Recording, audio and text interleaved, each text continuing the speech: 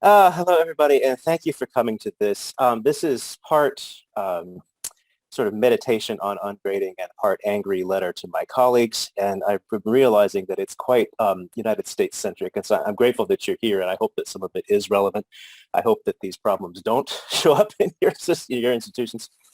But this, in the States, secondary education is increasingly driven by high-stakes standardized tests. And you might be familiar with the No Child Left Behind legislation from about 25 years ago or so that tied federal funding to student performance on standardized tests. And so what has happened as a result of that is that the tests have been really driving the bus in terms of education in high schools, and they have become increasingly fact-based. The students are uh, taught really that humanities don't get jobs. That's not really something you want to pursue because there's no future in it. And in the, what we might call the social elite class, the families where both parents went to college and are in the professions, that the stakes are very high and students are under a lot of pressure to perform. Both because of the expectations of they're going to an elite college, but also just because they have to keep up their social standing. They want to really, keep their position in the culture. So students come to us anxious, risk-averse, and product-oriented.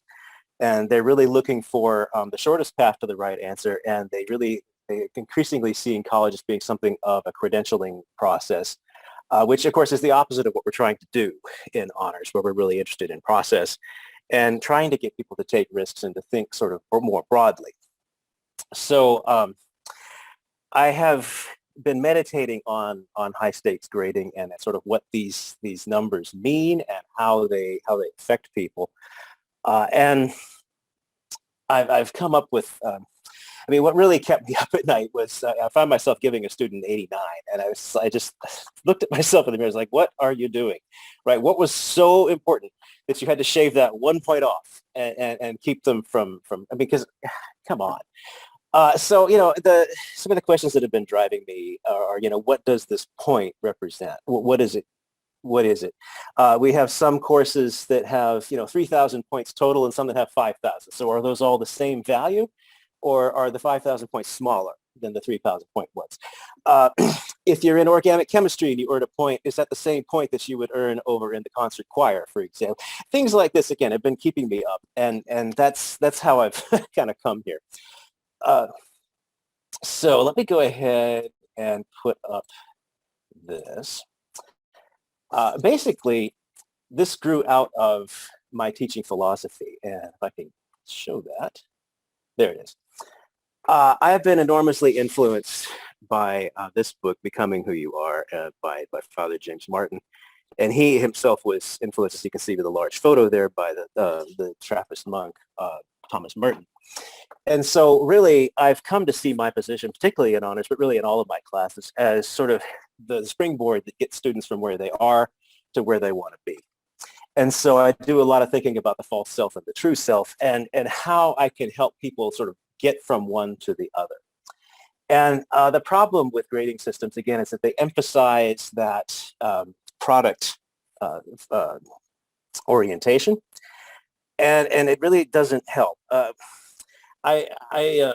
This came to a head really in last fall when I was team teaching a course with a couple of colleagues, and I was actually appalled at the way they were using the grading system as really to punish the students. It really, there was no other excuse for it. And so I went to the honors director and said, I'm going to write a paper about learned helplessness. And he says, yeah, that'll show him. But the answer I got when I started to raise this question is like, how is what you're doing, helping to improve their life? And then the answer was, well, we have to prepare them for the next honors classes where there's going to be this rigorous grading. And it shows that they don't really know very much about the honors college here.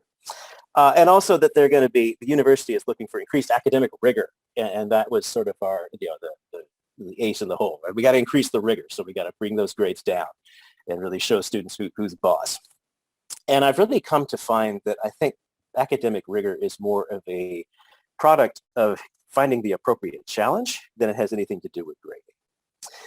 So when we talk about ungrading, the concept is just that. You don't give grades. And the immediate question is, well, won't that ruin the incentive? If people are going to do any work if they know there's no grade for it? And the answer is yes and no. Students will work for grades, but they're going to be looking for the least possible investment. They want to get the shortest path there. And it's going to be an extrinsic motivation rather than an intrinsic one. So psychologist David Pink has identified three things that really promote intrinsic motivation. They're autonomy, mastery, and purpose. And as I've been sort of increasingly looking through the literature, I was delighted to find, for example, that Wolfensberg, Marta identifies these three pillars of honest education, and they actually line up. So academic rigor with mastery, of course, bounded freedom with autonomy, and then community is really related to purpose, I believe. The more that we can get them involved in something that they feel like they're part of larger themselves, that produces that intrinsic motivation.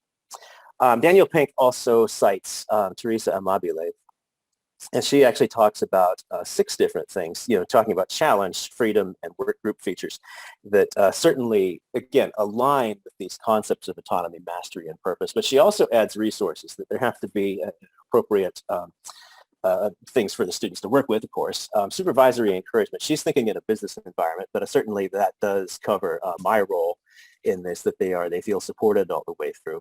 And then, of course, organizational support. I have to be able to go to my boss, and he has to be good with this. Fortunately, he is, so that works out. But these are the kind of the way that things get done. They were supposed to be, yeah, there it is.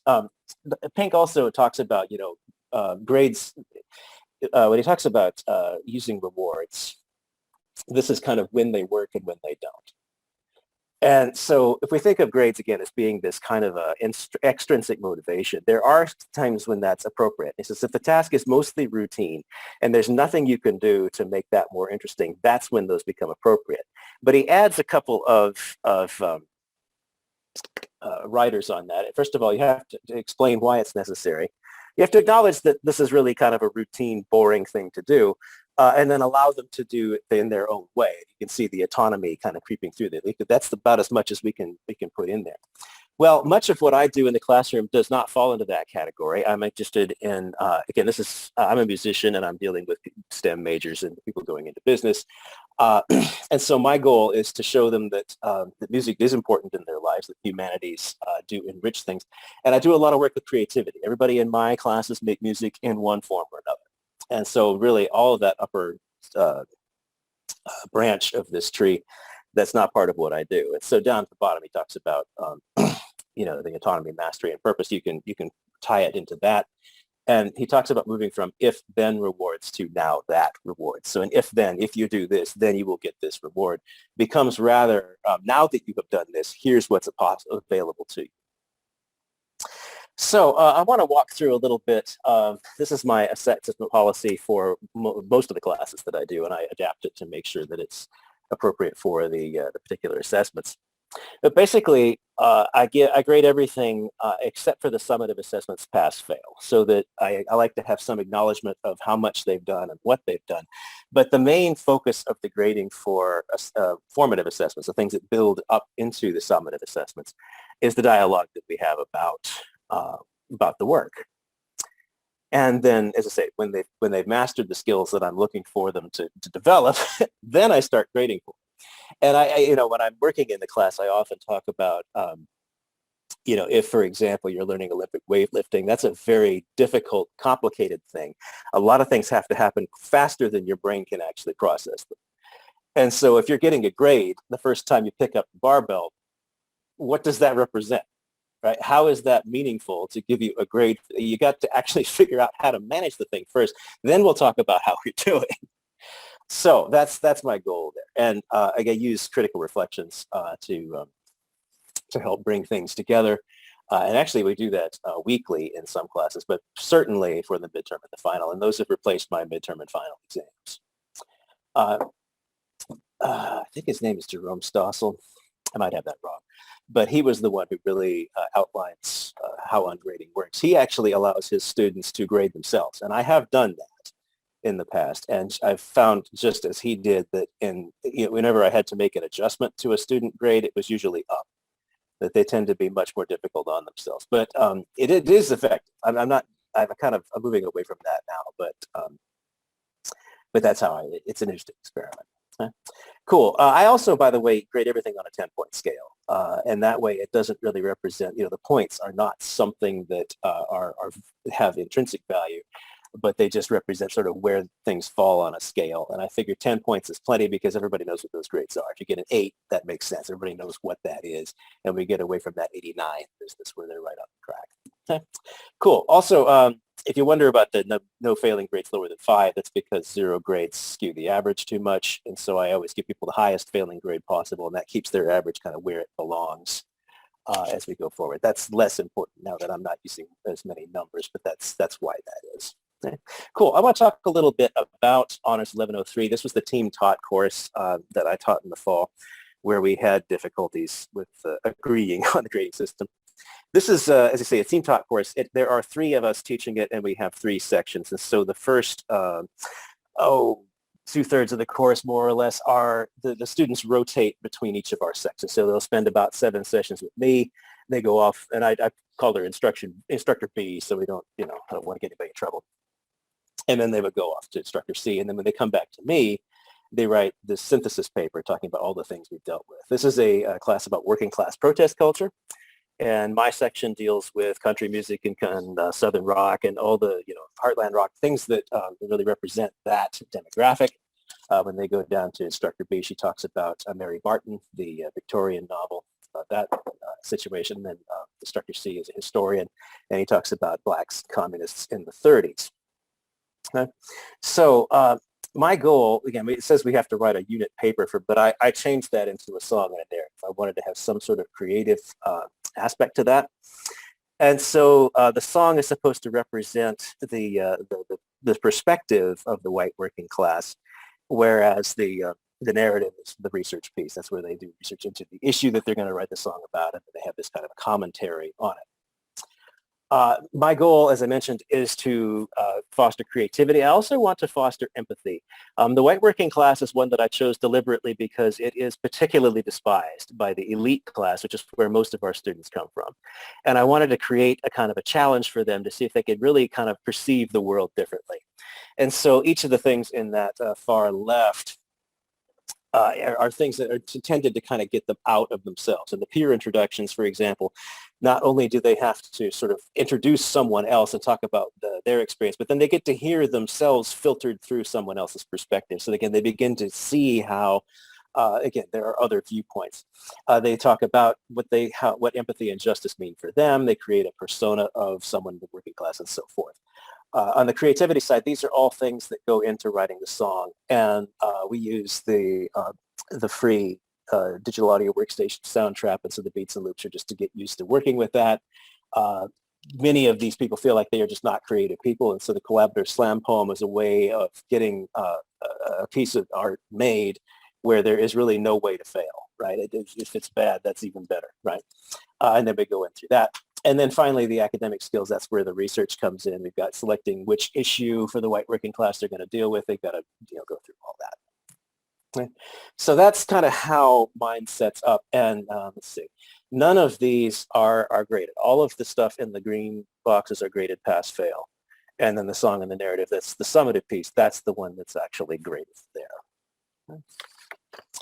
So I do have an example of one of the songs, and they are not fantastic, but that's not the goal, right? The goal is just to get them working with the material, showing that it can be done, and that they are creative, that they are music, and that everyone is. That's just sort of how we are put together. So I think I forgot to hit the audio thing, so we'll leave that for later if you do want to hear it. But how does it work? I put this up because I wanted to show that I'm not just giving everybody A's. There were 42 students in the 3 sections, and the grades for the song and the narrative range between 6.1 and 10. And the song and the narrative both were graded separately and then averaged together, which is how we get the decimal points.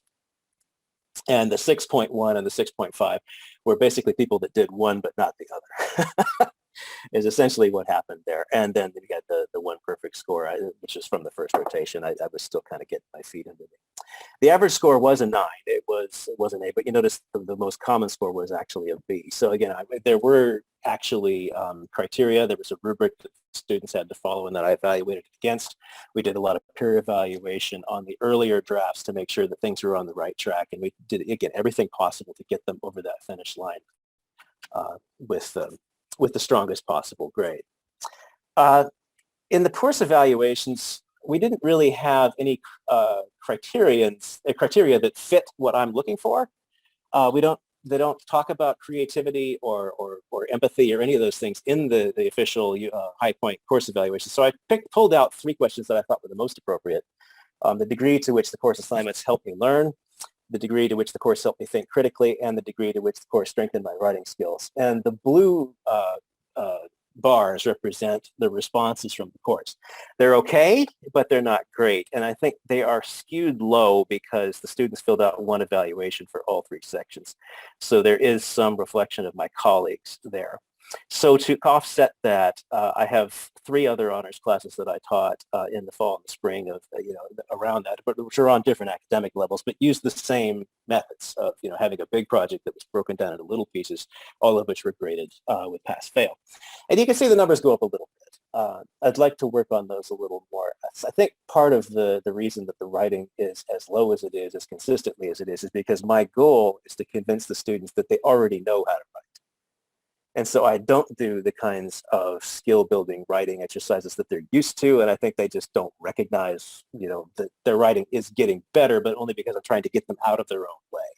And I'm going to meditate on that and see, what if I can push that up.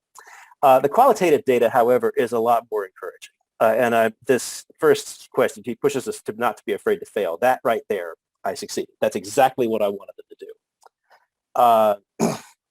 Again, really wants to see us grow. Absolutely right. So I hit that out of the park.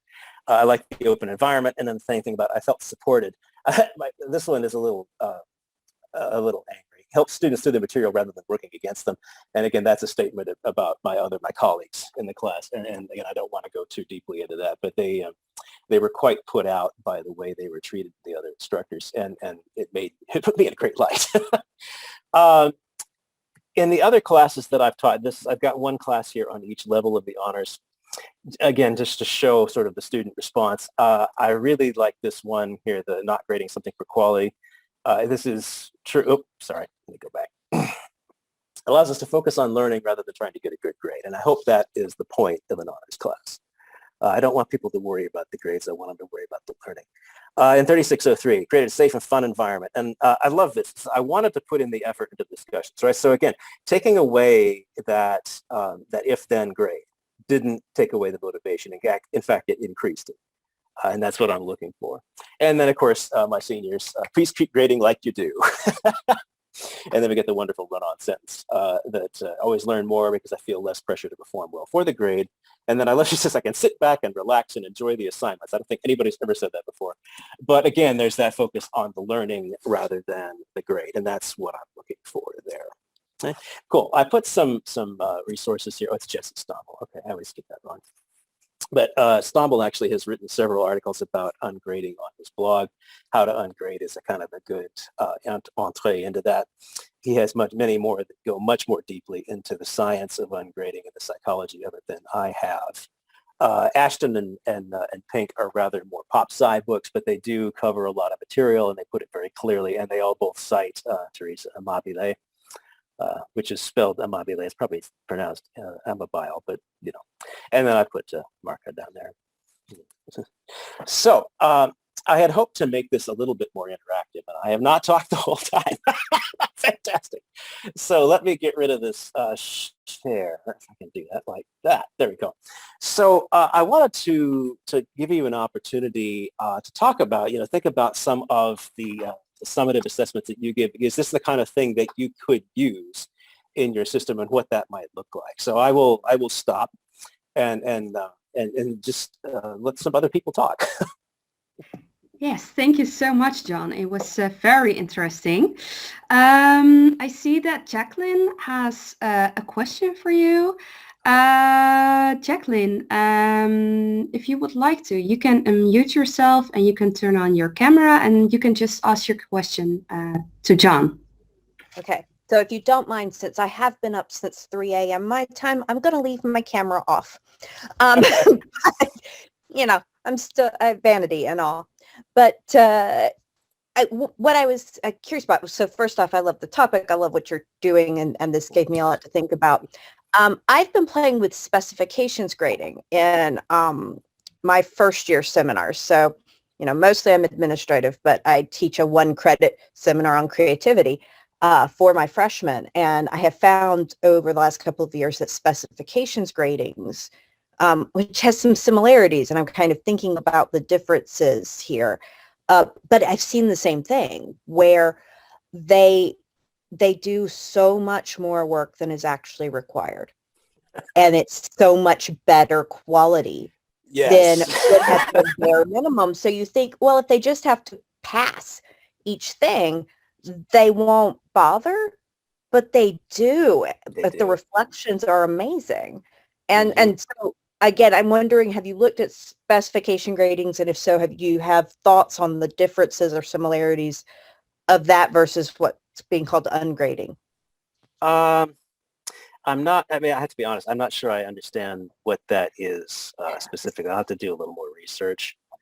So one of the big differences for me is that I no longer have to think about the weighting of different assignments. I can say, look, to get an A in this class, you have to have passed this many things, or, you know, the final project, you have to do at least this well, or whatever.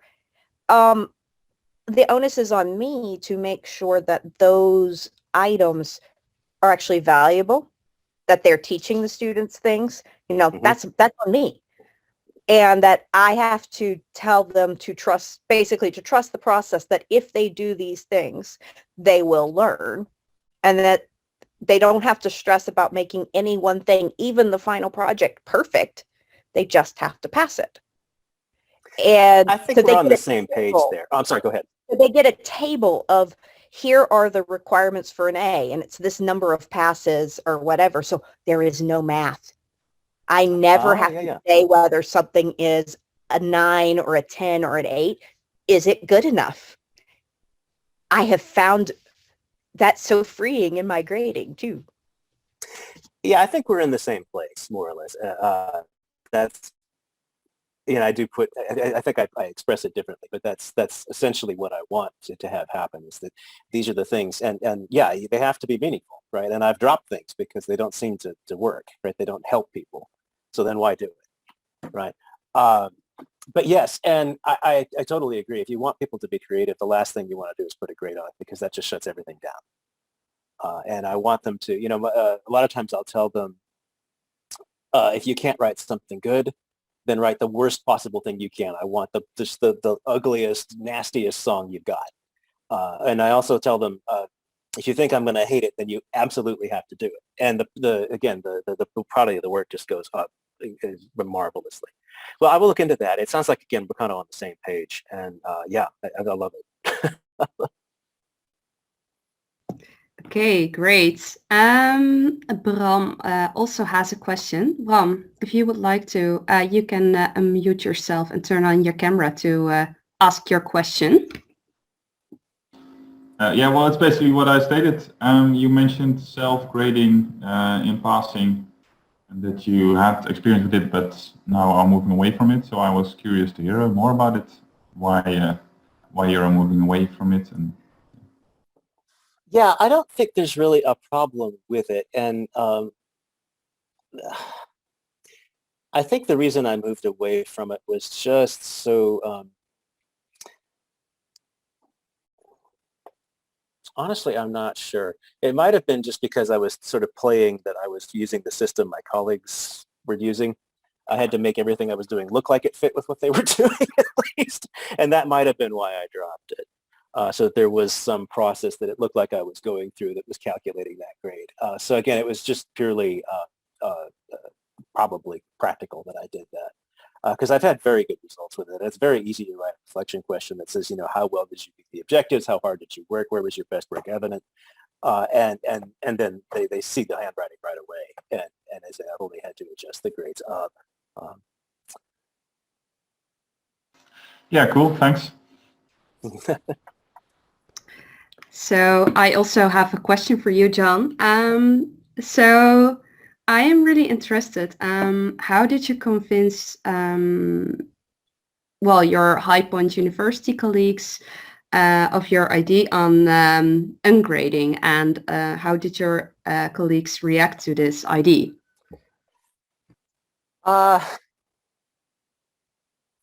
It actually was suggested to me by the former honors director. He was really interested. He was out there. I loved him. But this course actually was his idea, just because he wanted to mix things up a little bit. High Point is branded as a family country God school, and I mean, to do something that was focusing on communism, he just thought that was delicious. Yeah, he suggested the Jesse Stommel blog post to me originally. He said, why don't you think about this and see what you can make of it? I have actually, there's only a handful of colleagues that are really aware that I'm doing this. And as I said, I tried to kind of fit in this first time through, because these two are, that I was working with, they're very conservative. And so as much as possible, I tried to make it look like what I was doing was matching what they were. But right in the grade book, there was all of those assignments marked pass, and so, I mean, it was there. They didn't, what I thought was funny at the end was, one of my, the history colleague just sort of panicked and said, "Wait a minute, what have we done about participation grades?" And I said, "Mine are in the book, right? They're all lined up, And again, I don't think particularly he is very interested in what I'm doing. I think he just wants me to do my stuff and stay out of his hair. So there hasn't really been any conflict there. I said some of my colleagues, they like they like the concept, but they're just not convinced yet that that taking away that extrinsic motivation is going to work. And so as I get my feet under me, and actually having this credential now being, addressing this assembly, that will give me a lot more weight going into that discussion. I'm a gorilla. Thank you so much. I have one last question. What would be your advice to, people here in the session to see if they can start with ungrading in their own faculty? How can they convince their colleagues and, all the people in the university they have to deal with? Well, I think, the results kind of speak for themselves. And particularly when, my course evaluations come back through the roof and the other two were really scraping the bottom. I mean, that right there, it just, I didn't have to say anything. But yeah, I think starting small is great. And what I like about this again is that there is a grade in there. You can make it look like you're still everything's okay. I'm still grading, but it's just along the way, all the steps were what you wanted. And it's only the end that has that on the back. And if it makes people uncomfortable that the students are grading themselves, well, that's optional, right? I mean, you don't have to do that. And I created that, 40, 40, 20 kind of, how much ungraded work did you do? What were your grades there? And then how did your reflections go? And it's loose enough that it gives a grade that, that looks like one. But it doesn't, it hopefully takes the pressure off. But I think that's really what ungrading is about, is just taking the pressure off. And again, hopefully you don't have these issues, in other places. But our students come in and they are just nervous wrecks. And I think a lot of people in my generation remember the way we were taught, with this kind of iron fist, and they want to emulate that. In our day, we had to work hard, and it's like, well, yeah, but that was the Cold War. That was a totally different situation. And we're not facing the kinds of things that these students are. And I think that kind of just having that compassion for what the students need is what really motivated me to continue with this, and to really find a way to just take the tension down in the room so that we could actually think about stuff and not be on edge all the time. So I don't do good work that way. Well, thank you so much, John. And thank you very much for this very interesting and inspiring session.